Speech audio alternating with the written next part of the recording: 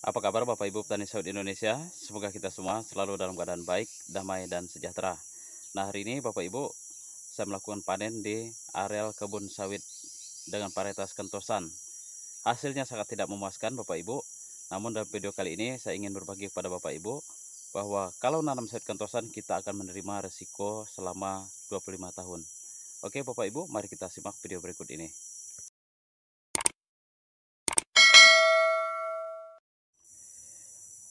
Baiklah Bapak Ibu petani sawit.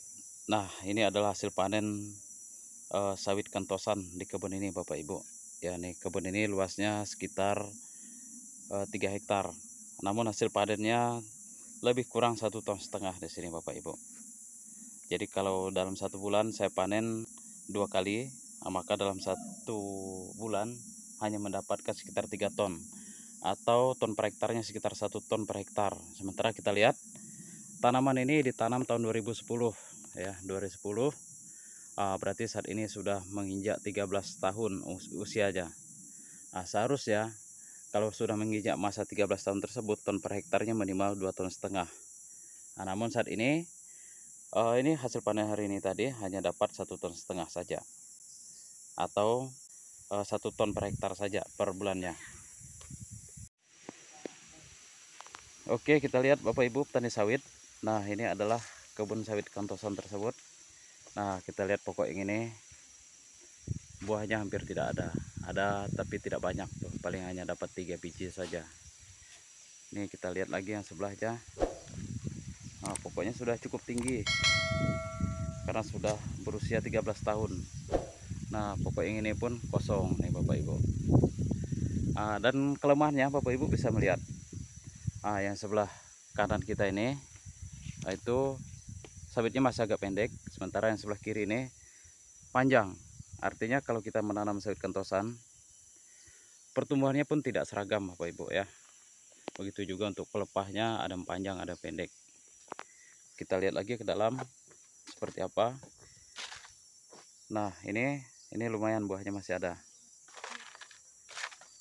Sebagai informasi juga Bapak Ibu, di kebun ini pada tahun 2022 kemarin saya pupukkan sebanyak 6 kg per pokok per tahun.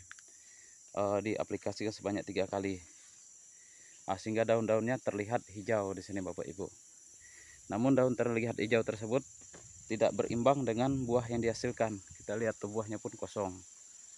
Ada 1 biji aja di sebelahnya. Yang belakang juga tidak banyak, dikit. Nah, ini juga nih.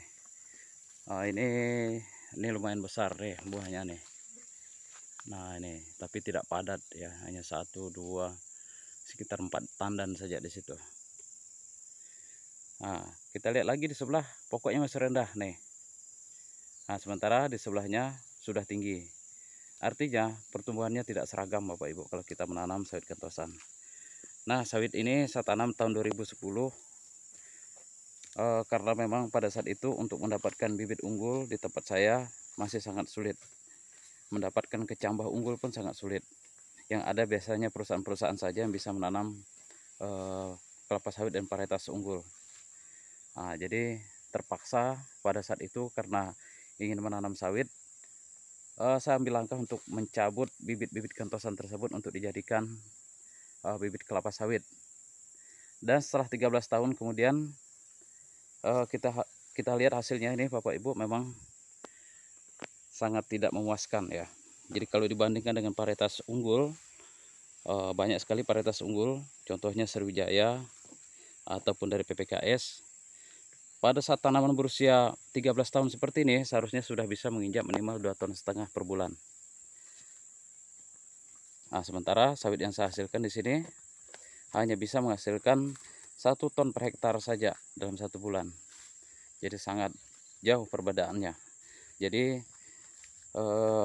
hal ini, video ini sebenarnya saya tujukan untuk petani-petani sawit yang baru ingin memulai menanam kebun kelapa sawit, supaya tidak terjadi kecewa seperti yang saya alami saat ini.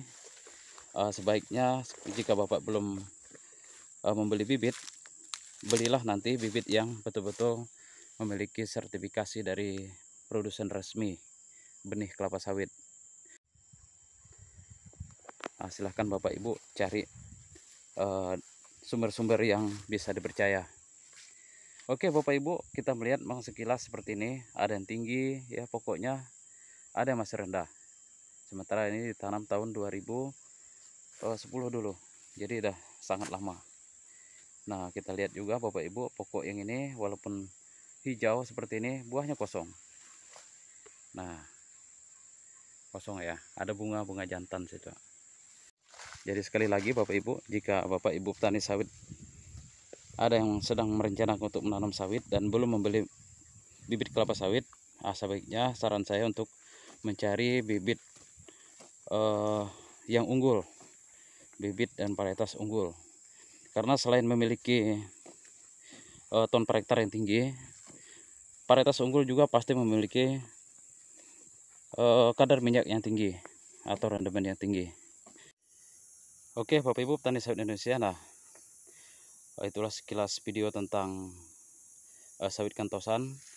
Semoga video kali ini bisa memberikan informasi yang berguna bagi kita semua. Terima kasih.